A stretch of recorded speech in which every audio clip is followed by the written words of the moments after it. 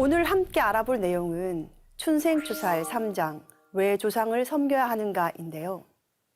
내용을 알아보기에 앞서 먼저 증산도 진리의 가장 근원적인 핵심 수로 중의 하나인 원시반본의 섭리를 알아보도록 하겠습니다. 증산상제님께서는 일찍이 이때는 원시반본하는 시대라 하시며 작금의 세상에 큰 시대적 의미를 부여해 주셨습니다. 원시반본은 한자로 근원원, 처음시, 되돌이킬 반, 근본본인데요. 작구를 해석하면 원시는 처음, 근원이 되고 반본은 근본으로 돌아간다는 의미가 됩니다. 즉, 원시반본은 시원을 찾아서 근본으로 돌아가라는 뜻인데요. 하지만 단순히 처음 시원으로 회귀하는 것이 아니라 현재의 삶을 완성하기 위해 시원의 창조적인 뿌리를 바르게 인식하고 그 근원으로 돌아가는 것을 말합니다. 원시반본을 이해하기 쉽게 예를 들어 볼까요? 봄, 여름철에는 모든 나무들이 하늘 높은 줄 모르고 무성하게 자라납니다. 그런데 가을이 되면 이파리는 다 떨어지고 그 이파리에 공급되던 진액은 전부 뿌리로 돌아가게 되죠. 이는 아주 조그만 잔디풀부터 거대한 수목에 이르기까지 모든 초목에 해당되는 법칙입니다. 생명의 진액이 봄, 여름, 가지 끝으로 향하다 다시 자신의 뿌리로 돌아오는 것, 이것이 원시반본입니다. 또한 마치 연어들이 바다로 나갔다 다시 강으로 회귀하는 것처럼, 그리고 사람이 나이가 들면 모두 고향을 그리워하듯 말입니다. 즉, 제 뿌리, 제 고향, 자신의 근원 자리로 다시 돌아오는 것도 원시반본임을 알 수 있습니다. 다시 말씀드려서 가을에는 언제나 생명을 뿌리로 되돌리면서 열매를 맺게 되는데요. 이것이 가을철에 자신의 근원을 찾아가는 대자연의 원시반본의 섭리입니다.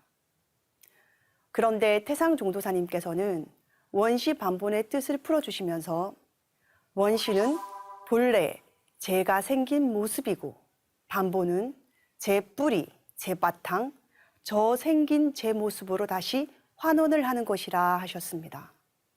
이 말씀을 태상종도사님의 성음으로 직접 들어보겠습니다.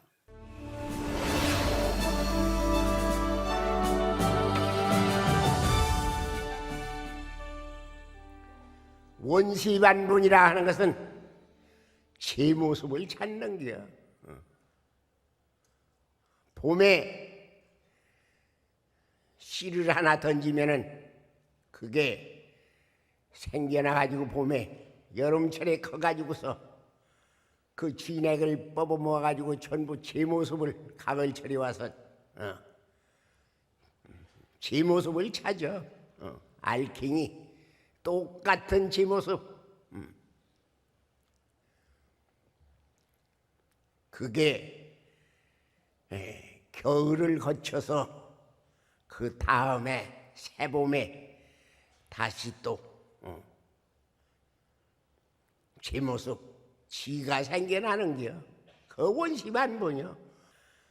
원시는 본래의 제 모습으로 반본을 한다.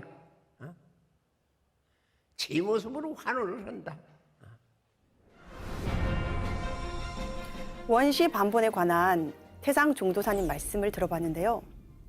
말씀을 풀어서 전해드리면 봄에 씨앗을 뿌리면 여름 내내 커서 가을에 가면 열매를 맺습니다.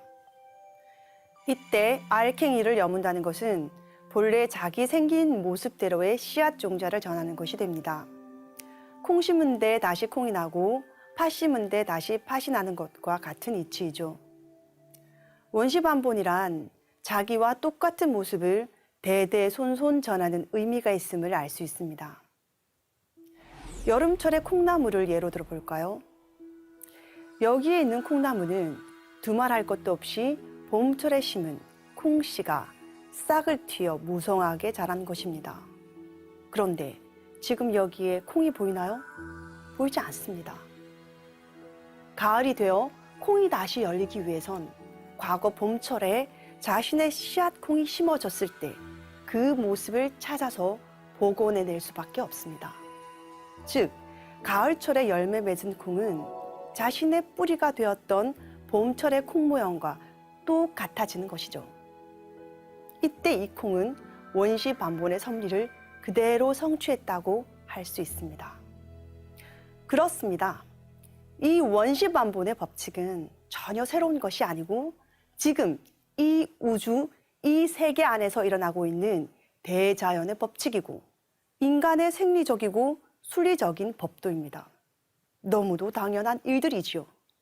그래서 안경전 종도사님은 원시 반본을 일컬어 상제님 진리의 눈이라고 하셨는데요.